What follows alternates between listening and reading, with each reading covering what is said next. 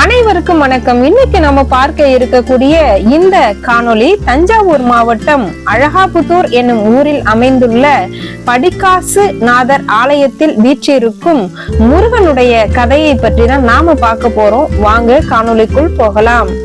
இந்த படிக்காசுநாதர் திருக்கோயிலில் வீற்றிருக்கக்கூடிய இறைவனுடைய பெயர் படிக்காசுநாதர், இறைவியின் பெயர் அழகம்மை. இங்கு வீற்றிருக்கும் முருகனுடைய பெயர் கல்யாண சுந்தர சண்முக சுப்பிரமணியர். இந்த தலத்தில் உள்ள முருகன் சங்கு சக்கரத்துடன் நமக்கு காட்சியளிக்கிறார். இதற்கும் ஒரு வரலாறு உண்டு. ஒரு சமயம் தேவர்களுக்கு அசுரர்களின் தொல்லை அதிகரித்ததும் அசுரர்களை அழிக்க முருகனை அனுப்ப தீர்மானித்தனர். அதன்படி ஈசன் இங்கு உள்ள முருகனை அசுரவதத்திற்கு செல்லும்படி கூறினார். முருகனும் புறப்பட தயாரானார். அப்போது ஈசனும் தேவர்களும் அவருக்கு பல ஆயுதங்களை அளித்தனர். திருமால் தனது சங்கு சக்கரத்தை கொடுத்தார். ஆயுதங்களுடன் சென்ற முருகன் அசுரர்களை வதம் செய்து தேவர்களை காத்தார். ஆகவே இங்குள்ள முருகன் கேடயம், வில், அம்பு, சாட்டை, கத்தி, சூலாயுதம், வஜ்ரம், சங்கு சக்கரம் போன்ற ஆயுதங்களுடன் நமக்கெல்லாம் காட்சியளிக்கிறார். இந்திர மயில் மீது அமர்ந்த கோலத்தில் காட்சியளிக்கிறார் இங்குள்ள முருகன். இவரை கல்யாண சுந்தர சண்முக சுப்பிரமணியர் என்று கூறுகின்றனர். வள்ளி தெய்வானையுடன் காட்சி தருகிறார். இவருடைய திருவாட்சி ஓம் வடிவில் அமைக்கப்பட்டுள்ளது. திருமணம் நடைபெறவும் குழந்தை பாக்கியம் பெறவும் இத்தல முருகனுக்கு அமாவாசை அன்று பால் அபிஷேகம் செய்து வழிபட்டால் பலன் கிடைக்கும் என்பது ஐதீகம்.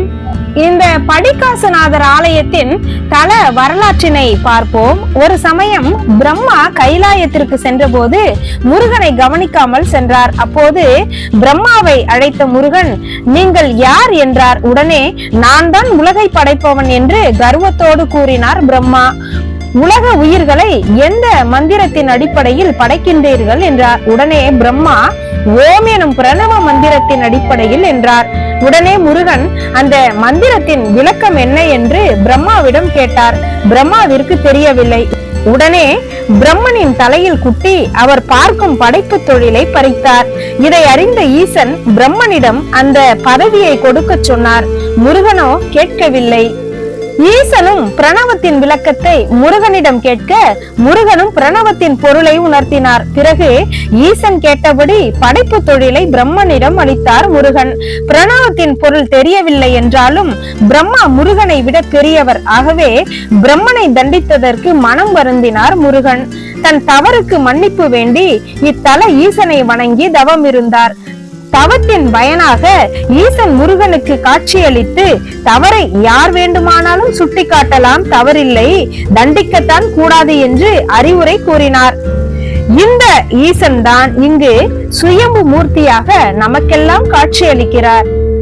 இத்தலத்தில் வீற்றிருக்கும் கல்யாண சுந்தர சண்முக சுப்பிரமணியரை வணங்கி நாமும் நலம் பல பெறுவோம். ஓம் சரவண பவாய நமக. நன்றி, வணக்கம் நண்பர்களே. மீண்டும் நல்ல ஒரு காணொளியில் சந்திப்போம்.